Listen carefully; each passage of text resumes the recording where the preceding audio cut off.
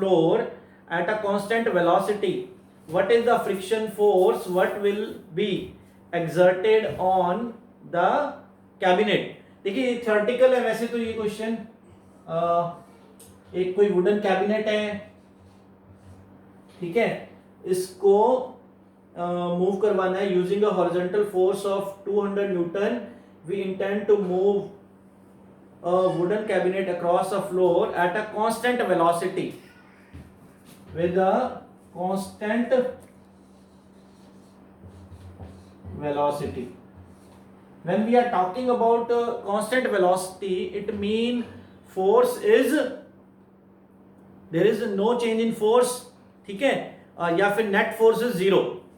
Net force is zero. जब भी constant velocity की बात आ जाए, it mean there is net force is zero.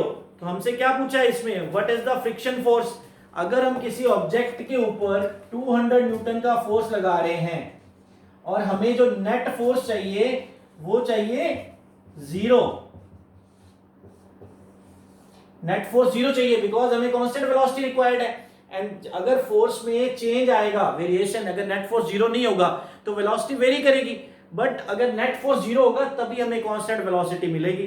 तो अगर नेट फोर्स जीरो करना है, इट मीन अगर इस डायरेक्शन में 200 न्यूटन का फोर्स हम अप्लाई कर रहे हैं तो यहां पर जो फ्रिक्शन फोर्स जो लगेगा वो भी 200 न्यूटन का ही लगाना पड़ेगा. So that is the answer of your question number 11.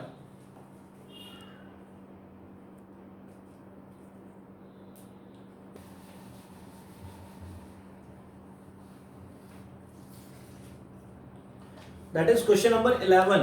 Two objects each of mass 1.5 kg are moving in the same straight line but in opposite directions. The velocity of each object is 2.5 meter per second before the collision, during which they stick together. What will be the velocity of the combined object after the collision? Question number 11. There is two objects. This is, let's say, one, and this is second object, and they are moving in opposite directions. Okay, and next data given is the object of each mass having 1.5 kg. M1 is 1.5 kg and M2 is 1.5 kg are moving with the same, moving in the same straight line but opposite direction. हमने direction opposite दिखा दी, दोनों का mass लिख दिया. The velocity of each object is 2.5 meter per second. दोनों की जो वेलोसिटी है, you can say this is u1. u1 is 2.5 meter per second and u2 is 2.5 meter per second.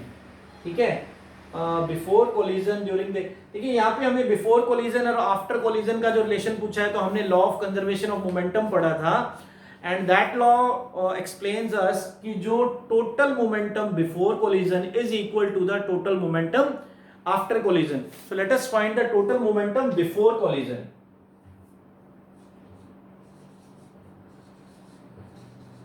Total momentum before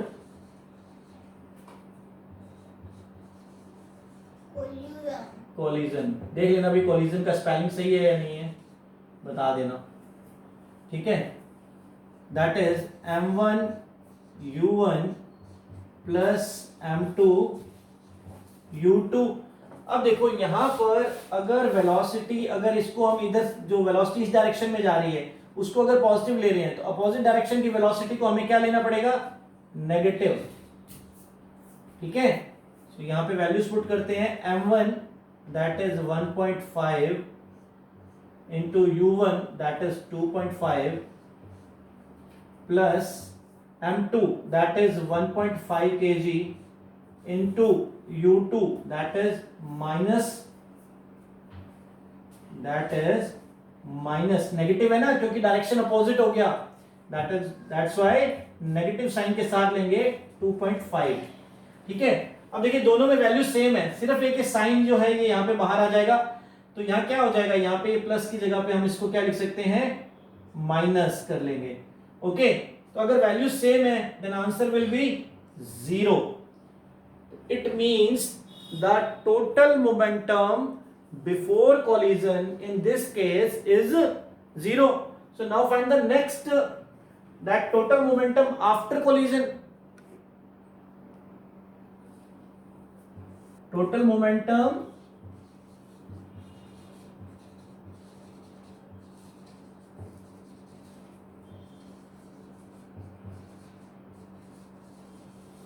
after collision, m1 v1 plus m2 v2।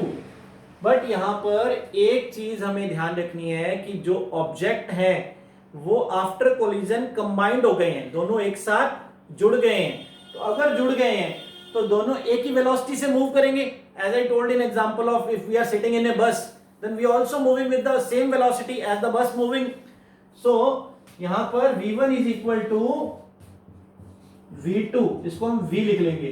ठीक है, तो यहां पे क्या हो जाएगा, m1 प्लस m2 और ब्रैकेट में क्या आ जाएगा, ओ सॉरी ब्रैकेट मल्टीप्लाई में v।